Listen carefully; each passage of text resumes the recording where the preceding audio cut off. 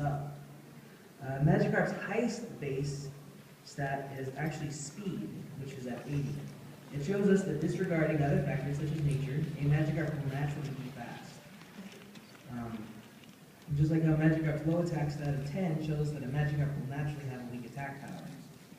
Magikarp is a Pokemon that has a base stat total, meaning its total number of base stats will equal 200. Other Pokemon with this total is Phoebus, which is also known for not being particularly useful.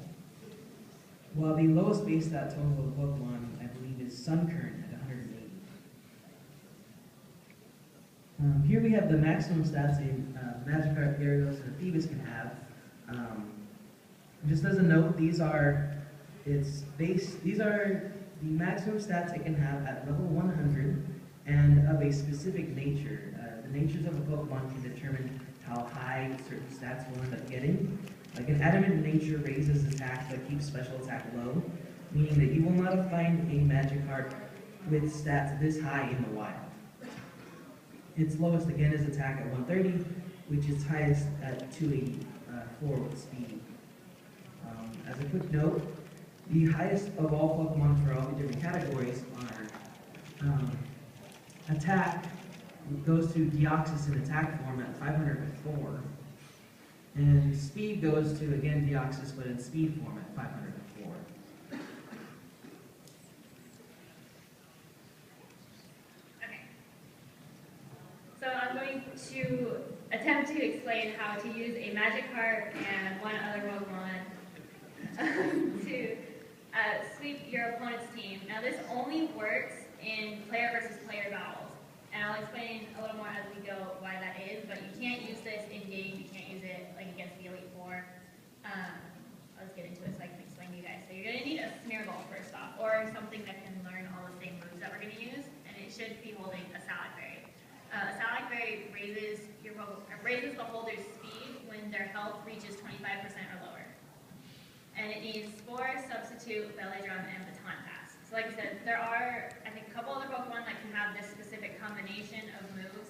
So any of those will work. Smeargle's just, that's the one that I know of, so that's what we used. And then you need your Magikarp. And Magikarp needs to be holding a Focus Sash. This is the reason that it won't work in-game, because a Focus Sash is a one-use item in-game. However, if you're doing player versus players, like you're fighting against your friends or in a tournament or whatever, you can use the Focus Sash over and over again. Well, not the same battle, but I mean, you know what I mean. In multiple battles. So Magikarp really just needs to know Flail, but Magikarp doesn't know Splash and Tackle. Cover that. Alright. Hopefully I can do this because I don't have no cards. Okay. So just for fun, we're going to fight a Zapdos.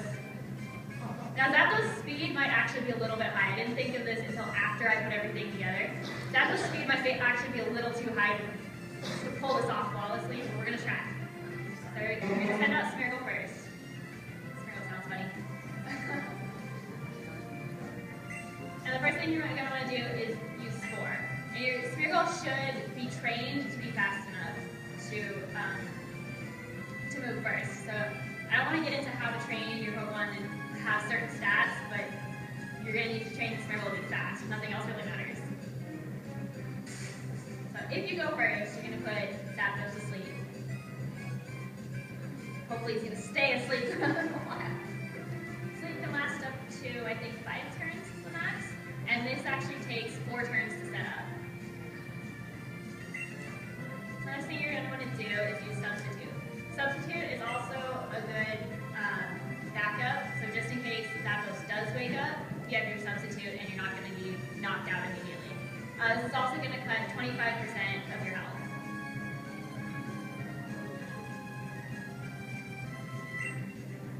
And then you're going to use Belly Drum.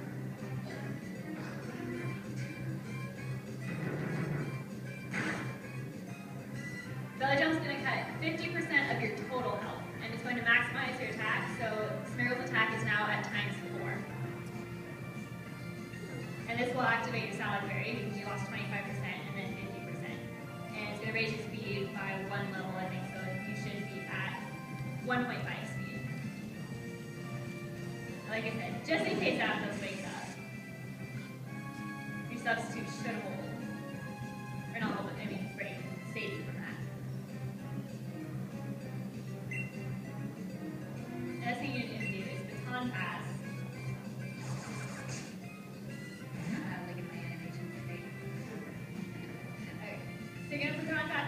Magikarp. Now what Baton Pass does is it transfers all of your stat changes over. So you have your raised speed, Magikarp is already fast, and you're going to have the maxed out attack. And ideally, if it could also be raining, that would be great. But with the newest game, X and Y, weather effects only last 5 turns. And since this takes 4 turns to set up, there's no use in making it raining first. There's other variations where you could make it rain somewhere in the middle, but for simplicity's sake, we're just going to hope you're fast enough. And you're actually going to want to get hit. And you're going to want to go down to 1 up.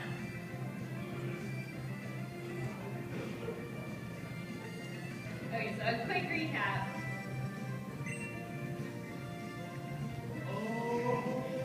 Flail normally has an attack power of 200, equal to that of self-destruct.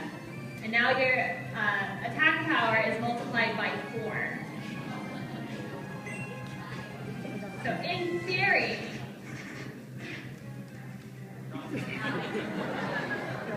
and whatever your opponent sends out after that, hopefully means the same thing. Obviously, if your opponent knows quick attack or extreme speed, or I think, what's the other one that goes first? Pursuit?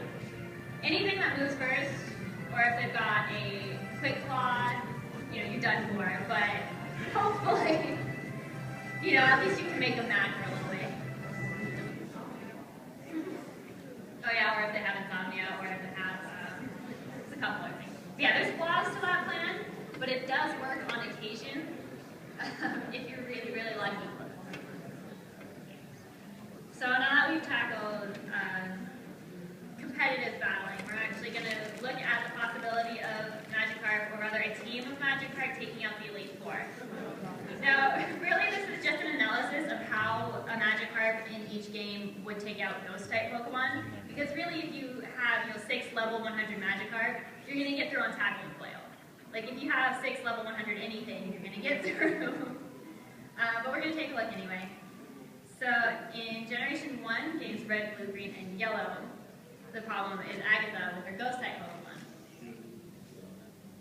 Now, we look at her Pokemon, like, she's a Poison-type trainer. Can I just say that? Like, 2 of them aren't even Ghosts. So you can take them out with Tackle or Flail. Or, actually, it doesn't know Flail. I was wrong. So you can take them out with Tackle. So, I guess the first way to do this would be if you could stall long enough, you could get her Pokemon to use Struggle on themselves and eventually be taken out from the recoil. So Struggle happens when you run out of other moves to use, and in the very first games, I'm not talking about remakes or anything, I'm talking about just Red, Blue, Green, and Yellow, Struggle was actually a normal type attack, so it couldn't hit Ghosts. So you can't just make Magikarp run out of moves and then use Struggle in this case. You have to wait until Agatha's Pokemon run out of moves and make them struggle and be hit with the recoil. Also in Generation 1 games, this is when Japan distributed the 20 Magikarp with Dragon Rage. So if you had 6 really good friends in Japan that wanted to loan you their Magikarp, that's also possible.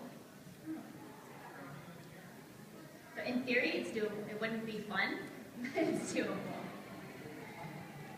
In Generation 2, we have Karen. And she is a Dark-type trainer, but she does have this Gengar. So all those can go away with Tackle, or I think Flail on this one. I didn't write it down, of course. So luckily in Generation 2, the move Struggle was changed to a move with no type, so it can hit Ghost-type Pokemon. There was also an event distribution this year that gave, or the year that this game came out, that gave away Magikarp that new Bubble and Reversal. So Reversal is a fighting type attack, I believe, and that doesn't help you, but Bubble will help you take out this Gengar. Also, just as a side note, because I like it, Karen has this really great quote after you beat her. It says, "Strong Pokemon, weak Pokemon, that is only the selfish perception of people. Truly skilled trainers should try to win with their favorites." That's where you all go, "Aww." Good job. So I just wanted to throw this in here because if you're fighting the Elite Four with the Magikarp, it's got to be out of love. You're not just doing this for, it's not easy. Alright, so Generation 3, Ruby, Sapphire, and Emerald. Phoebe has a team of Ghosts, and she's a true Ghost trainer. actually has like all those type Pokemon. There were, in Generation 3, Magikarp can only learn Splash, Tackle, and Flail. So you can't really learn anything that's actually going to hit these Pokemon, and there are no special distributions for this generation. You can't, at the time, you could not trade Pokemon from Gold to Ruby, Sapphire, and Emerald. So you can't use one of the previously distributed Pokemon, and you cannot trade backwards from Diamond, Pearl, and Platinum, of course. So you can't use the technique we're going to talk about in a second. So really, your only chance here is to just keep using Struggle, or get her Pokemon to Struggle as well. So in theory, again, that one's not going to be fun, but it's technically doable. Alright, so in Generation 4, Diamond, Pearl, and Platinum, the Fire-type trainer Flint has a Ghost-type Pokemon, which I thought was cool. I saw a lot of people like online complaining about it because it doesn't fit his type, but it's a blimp. Blimps use fire. I don't know. I thought it was cool. So Magikarp can learn Bounce, a flying-type move, which should hit a Ghost-type Pokemon. Also, Flint does not use Drifblim in Platinum. He only has it in Diamond and Pearl. So in Platinum, you don't even have to deal with his Drifblim. However, you still have to fight Cynthia and her Spiritomb. Yeah, nobody likes that thing. And so here you're only, excuse me, you again have to use Bounce and or Struggle to get rid of her Spiritomb. So again, technically possible. Generation 5, Black and White. Chantal has 4 Ghost-type Pokemon, but you can't use a Magikarp in the Elite Four the first time you fight them. You can only use a Magikarp when you get the National Pokedex, which is after you beat the Elite Four for the first time. And when you go through a second time, they have more Pokemon. So with the Magikarp, you'd actually be fighting 2 more. Okay. So again, you can struggle your way through this. I mean, literally and figuratively, yeah. And also, the Nagoya Pokemon Center did distribute the Shiny Magikarp that knew Hydro Pump. So that would be, kind of possible. And you can use the Move Tutor and the Dream World to get a Magikarp with Bounce, which is again a flying type move.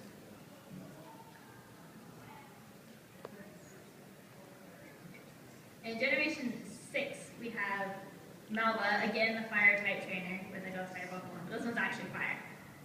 There's no Move Tutor that can teach Bounce in Generation 6. There were no distributions of Magikarps with special moves or anything. So you can use against Struggle, or whenever the Pokebank is operational, you can transfer over from Black and White to get a Magikarp with, what did I say, Bounce? Yeah, technically. And then Wakestruck, is that how you pronounce his name? Has an Aegislash, which again, same thing, Struggle. Yeah? I've never heard it that way, but you could be right. I honestly don't know. But that makes sense, actually, looking at the spelling of it now.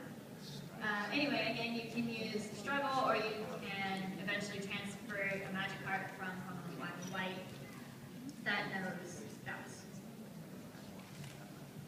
And then finally, you have the champion, and she has her Gourgeist.